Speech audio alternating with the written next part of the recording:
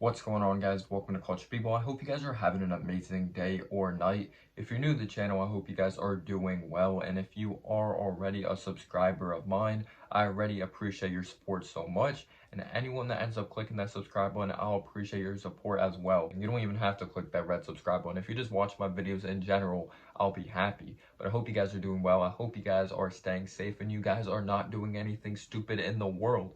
And if you're new here, like I said, be sure to click that red subscribe button if you'd like. If you want to see more NBA content, I do a lot of New York Knicks. I just do a lot of NBA in general, my thoughts and analysis on things going on in the world. So no further ado, let's get right into the video, y'all.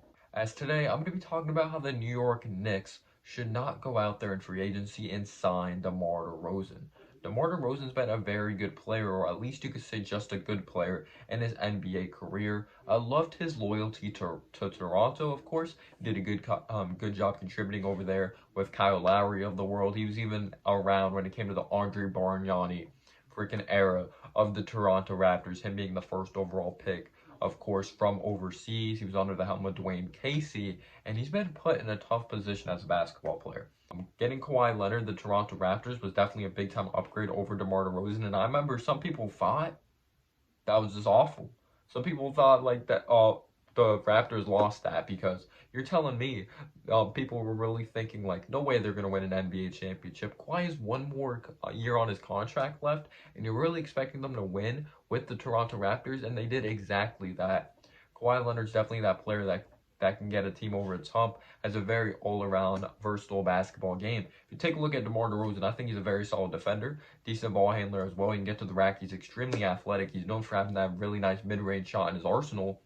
But I really do think he's starting to become extinct to today's NBA, or at least being an all-star in today's NBA, because of course it's more of a stretch to the outside game. Ever since Curry went off in that 2015 season, or campaign you could say, literally the NBA's changed. You saw a player like Jallo Okafor come into the NBA. He was known for having such great post moves, good footwork around the basket, and no one really cares about Jallo Okafor. He really came into the NBA at the worst time. I'm not saying it's invaluable to have those bigs that can't stretch the floor, but it's definitely starting to become today's NBA. You have to stretch the floor. And if the Knicks go out there and sign a bunch of money to DeMar DeRozan, that does not fit the timeline of this team. It makes no sense. You have Mitchell Robinson, who's young, RJ Barrett, who's young, Frank Ntilikina, we'll see what happens with him, Kevin Knox, if we go on to develop him.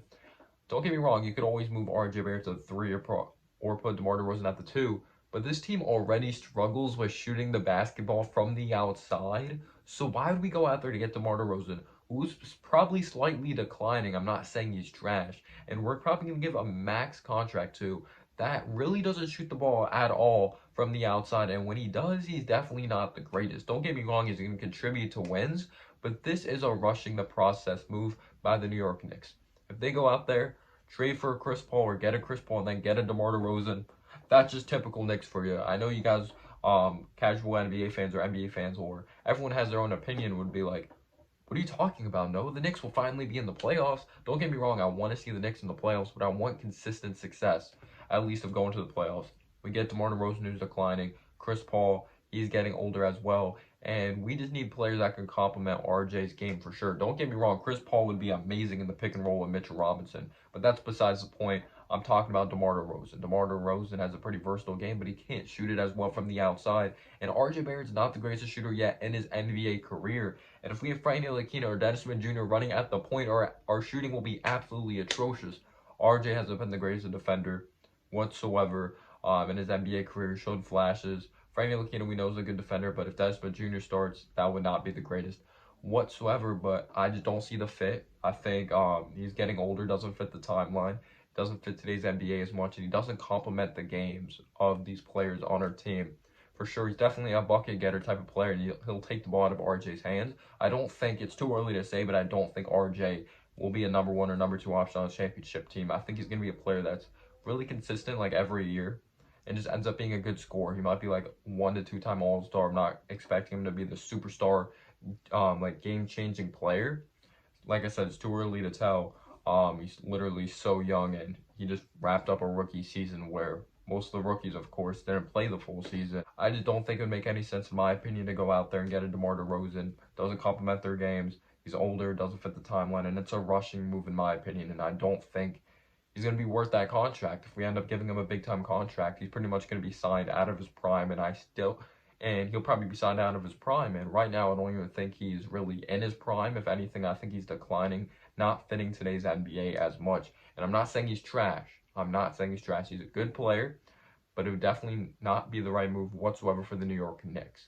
But let me know down below if you agree with me or not. I may sound stupid to you. Everyone has their own opinion at the end of the day. Click that subscribe button, smash that like button.